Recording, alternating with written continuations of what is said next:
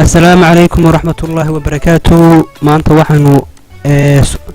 maanta waxaan doonayaa insha Allah hadii la yiraahdo inaan barnaamij yar oo kooban kaasoo kaga hadli doono ama aan ku soo bandhigi doono habka background-ka dambe looga bedelo sawirka. Marka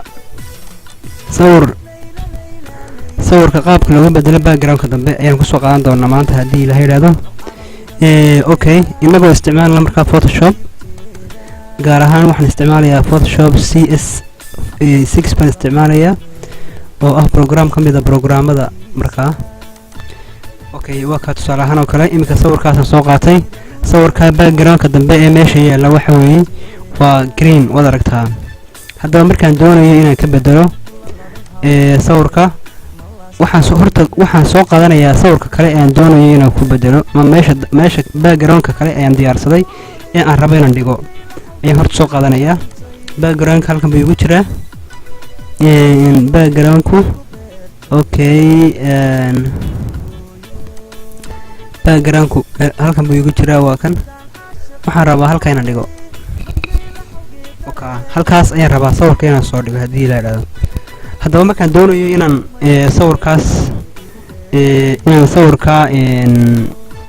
sawirkan background-ka aan ka bedelo oo aan background-ka kale aan ku sameeyo.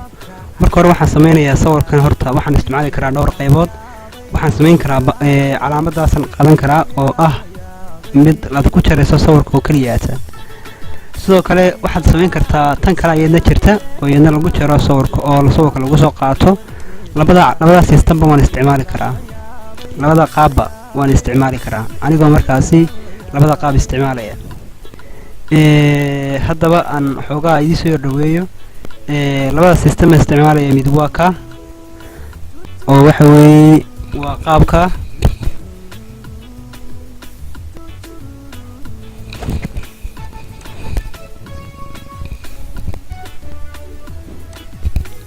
okay. markaan doonayo sawirka inaan ka bedelo waxaan tagayaa calaamadaas ama waxaan tagayaa waa taa labada kubakii aad macnaheedu jeceshahay.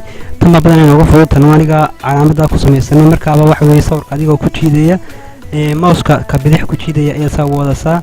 waka markiiba wuxuu ku calaamadinayaa inta sawirku ku yaalo. kadib waxaad sameynaysaa calaamada falaadha ee qaadaysa sawirka ay saaraysa sawirka waad jiidaysaa ilaa aad dul geynayso sawirka kale meeshuu yaalo. waka halkaas ayaan soo dhigtay sawirkaygii. okay, haddaba markaan doonayo sawirkayga inaan weyneeyo waxaan tagayaa meesha ku qoran tahay edit. kadib waxaan tagayaa meesha ku qoran tahay transform. kadib waxaan tagayaa meesha ku qoran tahay scale. waka marka waxay soo baxay calaamadahaasi anoo sawirka markaasaan si alaalisan jecel u jiidaya. okay, sawirka marka waxaan doonayaa inaan sawirka marka soo koobo ama weyneeyo. waka sidaas ayuu sawirkaygii aan kaga bedelay background-ka dambe. okay, markaan doonayo inaan ka jaro waxyaabaha yaryar soo raacay waxaan tagayaa calaamadaas oo ah masaxaadda. kadibna masaxaaddu hadday weyn tahay oo size-keegu weyn yahay size-keegu waad yaranaysaa adigoo markaasi halka ka dooranaya nooca doonayso. isla markaasina waa kaas saas ayaan uga jarayaa marka background-ka dambe wax yar dambe soo raacay. inta yar buluugga ayaa soo raacday waan ka jarayaa green-ka. sidaas ayuu sawirkaaga kugu noqonayaa sawir dhameystiran.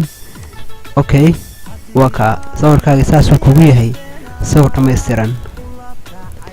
waa aniga oo ah Colaad Maxamed Mahdi aad baan kulliga bidin salaamayaa. halkaas ayaan ku soo gabagabeynaa barnaamijkeena maanta.